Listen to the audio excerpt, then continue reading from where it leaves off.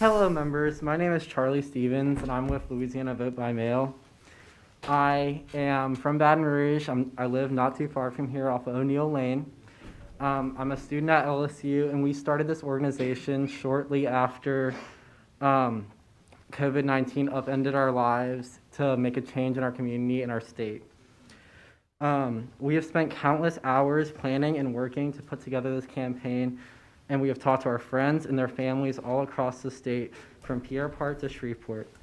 We've been able to gather over 5,500 signatures for this bill, and have in recent days been able to send the members of this committee over 1,000 emails.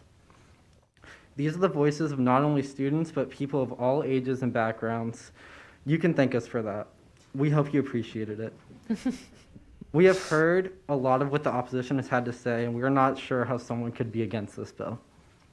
We've done the research, and this is what the research says. 77% of Louisiana adults are worried that they or someone in their family will get sick from the coronavirus. Surely enough to warrant additional measures to ensure safety at the ballot box. 64% of Americans favor vote by mail as an option this November. The emergency election plan put forward by the Secretary does not include that election. Surely enough to consider that.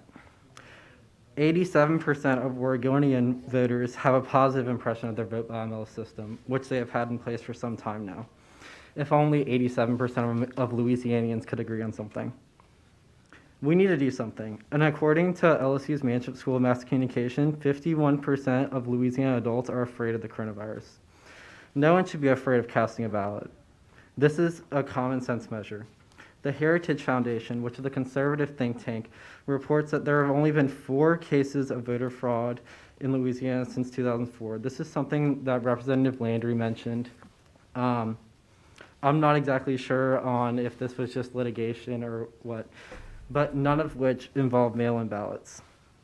Surely this takes issue with the argument of widespread confirmed voter fraud in the state. Louisiana is one of only 8 states that requires the signature of a witness as well as the voter, a state that has more verification than 42 other states.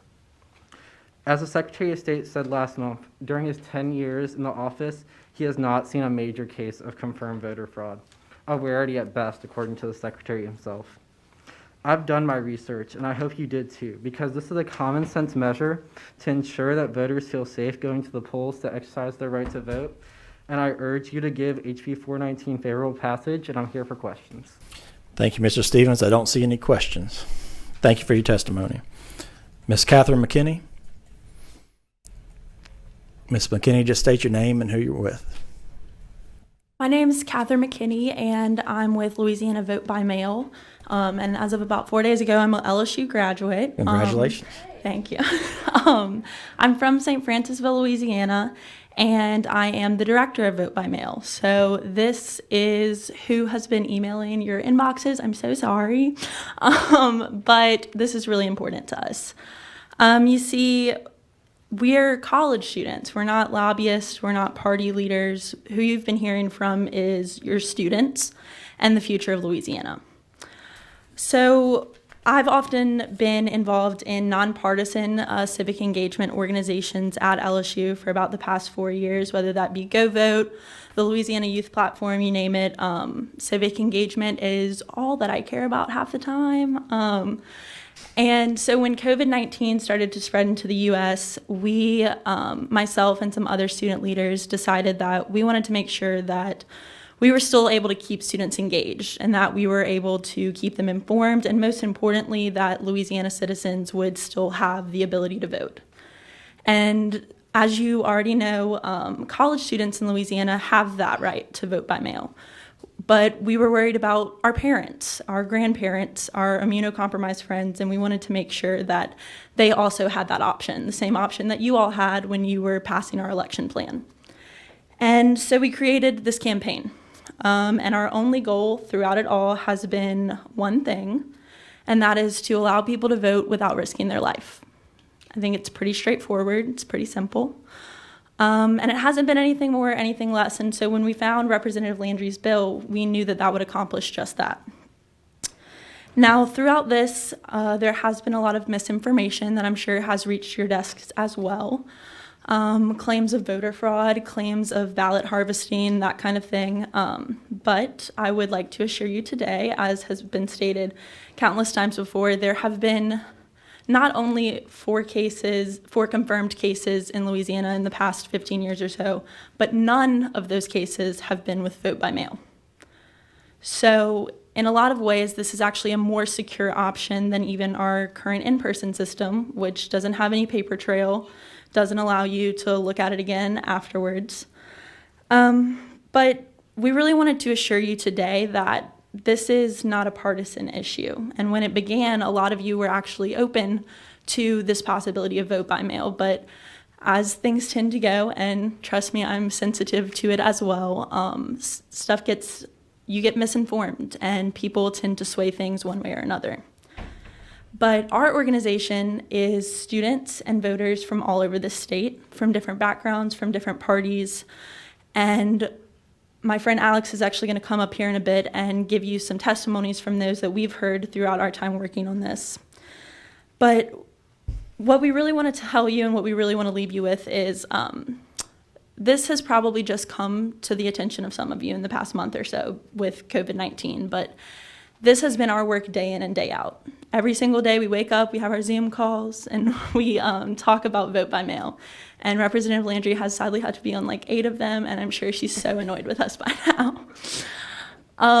But this has been our work every single day, and it's because we really truly believe this is the right thing to do. It's convenient, sure, it's different, but it's right. And your constituents are scared.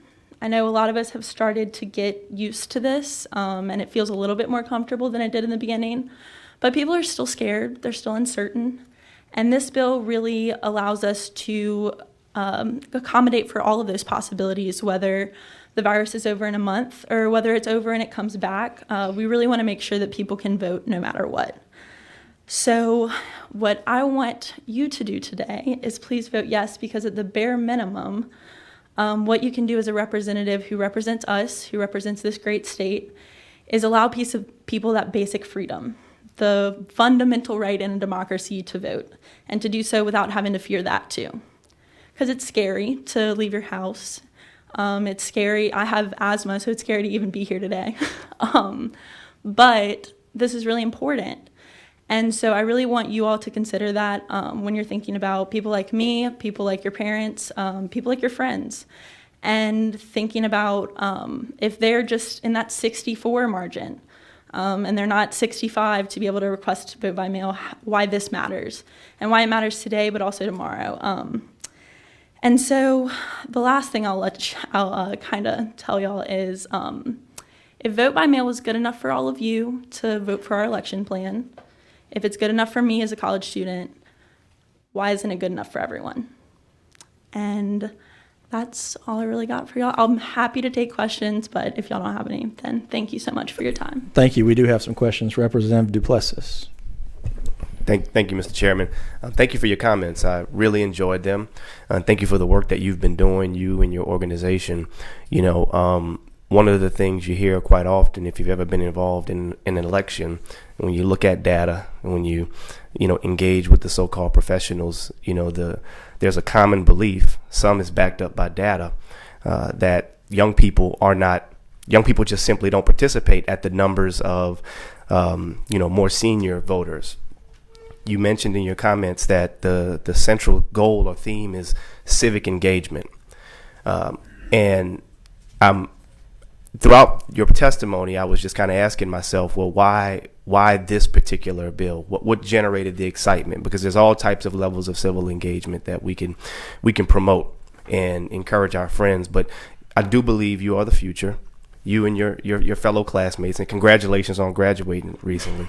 But I want to just take this opportunity to ask you what your thoughts are on how we get more young people engaged in the process, because I think every day more and more young people are becoming disenchanted, and that is very discouraging when I think about the future, not just from voting by mail, but just voting in general, right, which is a real problem. So I just want to take this opportunity to have you speak to that. We've actually kind of looked into it and asked people in the different organizations I've been in, and it kind of starts with you all. When you listen to young people, they want to engage more and they want to be more involved and they want to listen to you. But when they're constantly told that their voice doesn't matter, when they're constantly kind of ignored for just being younger, that does disenchant younger voters, and it makes them not want to come out to the polls, and it makes us have overall a much less engaged citizenry than we could have if they were more engaged and more excited to vote. So that's kind of what we found, and that's why most of our members are so engaged, is because people like Representative Landry, people like you, people like Barbara always is here to listen, and they all listen to us, and it really helps us be more engaged, and it makes us feel like our voice matters. Thank you, Representative Duplessis. Representative Hodges. Thank you, Mr. Chairman. I want to say thank you for coming to the Capitol. It's good to see you here, and congratulations on graduating. And you asked a question, somebody did, about how can we be against this? And so I just want to answer that question. And I know you said, what group are you the head of? Louisiana Vote by Mail. Okay, so I don't know if you guys have researched this aspect of it, but I just want to read you a couple of stats that I have. The U.S. Election Assistant Commission has said that millions of mail-in ballots were never counted as completed votes in the 2016 election. That was one study that they did. And another group named Public Interest Legal Foundation said that there were 32 million mail-in ballots that disappeared or went to the wrong house or were rejected in between 2012, 14, 16, and 18 elections. 32 million ballots were missing. The other case, in the 2016 election, it was millions. And then another one in Oregon, this was the U.S. Election Assistant Commission, said that they mailed out 2.8 million ballots, and of those, 60,000 were undeliverable. And so in a way, you know, there's, I don't want to use the word disenfranchisement, but there really is when you're losing that many ballots. My post office, my mail gets almost every day, I get somebody's mail. In my mail, my neighbors are always knocking on my door. They're like, I don't know what's wrong with our post office service. But this is the thing. Do we really want to take something as sacred as voting? That is a sacred right that millions of people have died for. And so we're going to put that into the hands of the U.S. Post Office? That's our concerns. And I want to read a quote by Governor Andrew Cuomo that he just said. He summarized this, and he couldn't have said it any better. A vote by mail is a harder system to administer, and obviously it's a harder system to police. People showing up, people actually showing ID is the easiest system to ensure voter integrity. And that's what we're talking about, the fact that we don't want to put this into the hands of the post office, U.S. Postal Service. And because if people have moved and they didn't do a change of address, it's just basically people showing up. That's the way we've always done it. And as we social distance in Home Depot and Walmart and all that, we can, I believe our Secretary of State can find ways that we can do that so people can feel safe, because this is it's a right and it's a privilege to be able to vote. And so that's one of the reasons. I just want to explain why I feel very strongly that people should come and vote. But I appreciate you being here very much. Thank you. And just to respond to you, I know that a lot of those votes that haven't been counted in the past, it's kind of unknown just for the committee and for the audience, whether they were lost or whether they just weren't sent back, because some people just don't really return those ballots. But additionally, in places like Oregon, every single voter is sent a mail-in ballot. That's not at all what we want to do today, and I want to assure you of that. We just want to make sure that everyone has the option, that they can request it. And if you request that ballot, hopefully you'll be expecting that ballot and you'll call if it doesn't come. And also in Louisiana, we have as was mentioned earlier, one of the best election security and integrity registrar of voters and Secretary of States in the country. And that's because we do require people to submit their license when they're voting by mail. We require them to have a witness signature, after COVID-19. We require them to put their signature on their envelope. And all of those things really ensure that vote by mail would be secure in the state. But additionally, people like the National Committee on State Legislatures have said that, in most cases, in-person voting would be more secure. But in Louisiana, where you don't have that paper trail because of our electronic system, mail-in ballots that leave a paper trail with a signature are actually the gold standard. And that's the only version of paper trail ballots that we have in Louisiana. So in a lot of ways, it's actually more secure. And I really do appreciate you caring so much about our elections, and I do as well. And so I want to make sure that we're keeping it as secure as possible, but also allowing anyone who wants that right to vote by mail to do so, because I have that right, you have that right, but not everyone does right now. Thank you. Thank you, Representative Hodges. Representative Newell. Thank you, Mr. Chair. I just have more of a statement. Thank you for your comments, Rep. Hodges. But it's great to know that Louisiana has the gold standard for something. And because it's not in a whole lot of areas. And it's glad to know that it's in areas such as important as voting.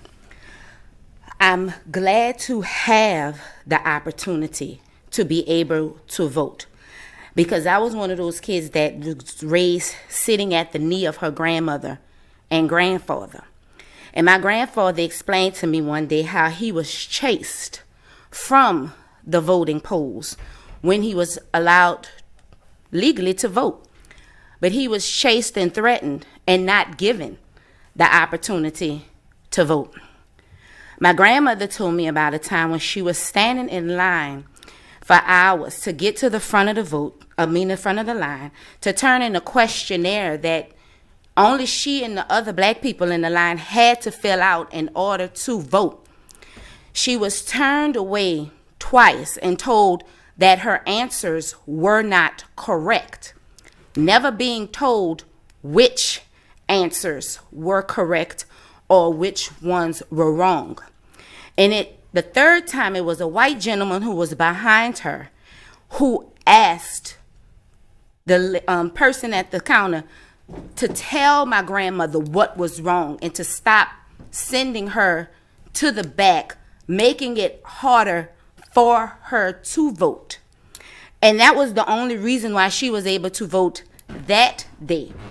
And during my time of being here, I remember getting in the car with my grandparents, who at the time were in their 60s, to go to the polls to vote.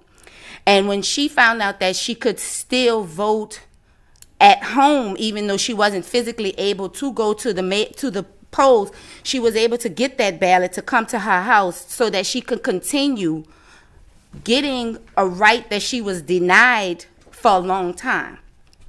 So it made her happy. And I was excited to be in the room with her when she voted for the first African-American president.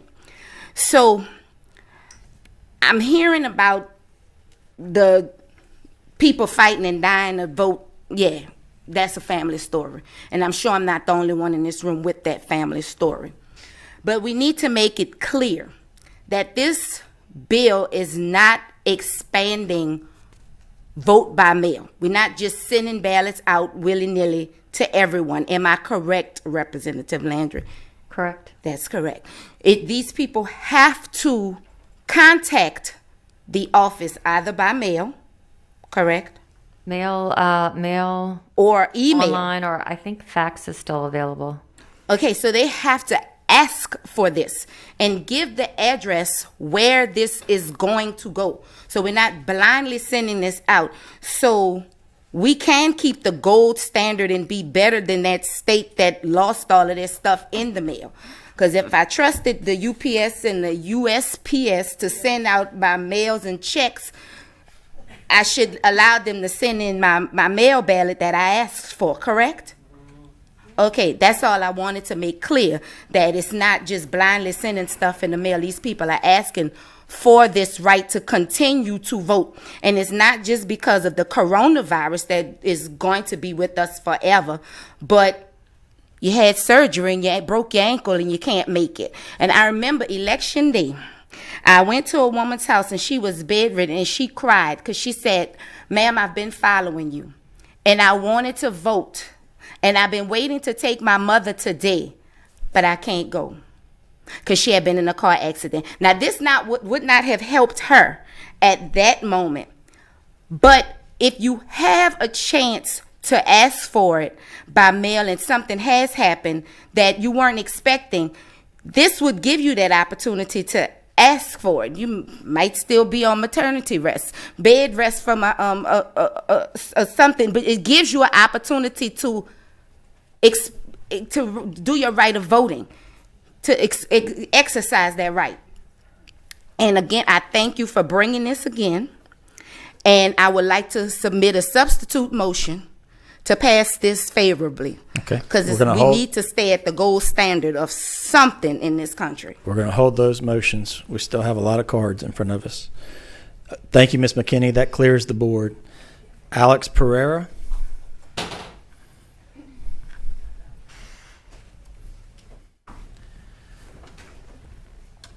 Alex, come up and tell us who you are and who you're with. I'm Alex Pereira, and I'm with Louisiana Vote by Mail. I'm a senior at LSU, a political science major, and I am originally from Pereira, which is like a super small town located in Assumption Parish. So I would just like to take this time to read some remarks given by Louisiana voters who signed our petition, which has gotten almost 6,000 signatures in support of HB 419. When going through the comments, I found the following to be particularly noteworthy. So I'll start with them. As a frontline nurse, I support protecting our health, particularly the vulnerable folks. Most poll workers are senior citizens. We should have an unrestricted mail voting option to protect all. I'll be on the ballot, and I don't feel I can ask people to go out and vote for me if they will be facing dangerous conditions. It's just not right. As a Louisiana voting commissioner for 10 years, I see clearly how much better voting by mail can be. People have already risked their lives to earn the right to vote. They should not have to risk their lives to practice it. I support vote by mail. I am at high risk with diabetes, high blood pressure, and I am overweight. I want to vote the safest way possible. I am immunocompromised. I am in 4 high-risk categories. I dare not go out among other people. Please allow a vote by mail option. I want my vote to matter. With COVID-19, me, at 67 with health issues, I do not want to go out in a line of people to vote. I cannot risk my health but want to vote. I have always voted. I am in the elderly population. We must encourage everyone's vote. I am over 65 years old. I've hardly missed voting in an election since I became 18 in 1971. I am not starting now. As a senior who is on immunosuppressant drugs, I would feel safer voting by mail. Although a native New Orleanian, I have a brother who has lived and enjoyed voting by mail in his current state of Oregon for many years. He has often asked me why Louisiana doesn't allow voting by mail in all elections.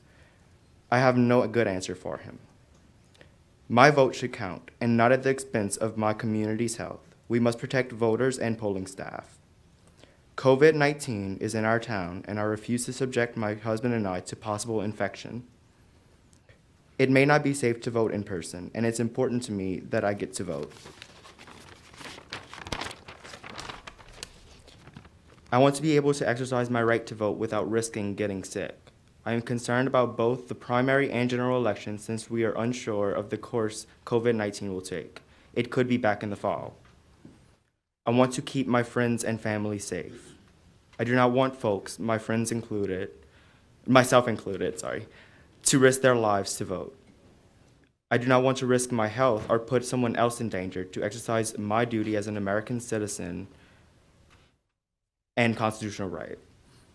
Everyone has a right to vote without endangering physical health or being exposed to COVID-19.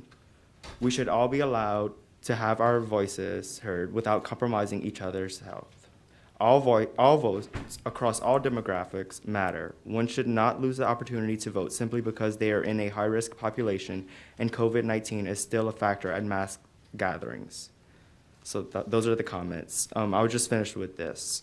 I hope that these comments make clear that we should not ask Louisianans to choose between their health and exercising their right to vote. Social distancing and in-person voting are fundamentally irreconcilable, and leading experts warn us that due to the usual pattern of coronaviruses, a second wave of COVID-19 may well come in the fall, coinciding with prominent elections that draw far more voters to the polls than primaries. I should also note that no excuse absentee voting is the norm in most states, and there is no reason to suppose that Louisiana or its voters are not equipped to emulate the successes that these states have had with mail voting. Countless analyses indicate that mail voting is cost-effective, secure, and not conducive to fraud with the sophisticated security mechanisms that are available to us. The real harm to the integrity of our elections lay with the fact that many people of all political stripes will stay home for the upcoming elections rather than risk their health or the health of others at the polls. I would like to finish today by asking that you act in the interests of the public's health and democracy more broadly. Thank you. Thank you. I don't see any questions. Thank you, Mr. Pereira. Oh, wait, a question.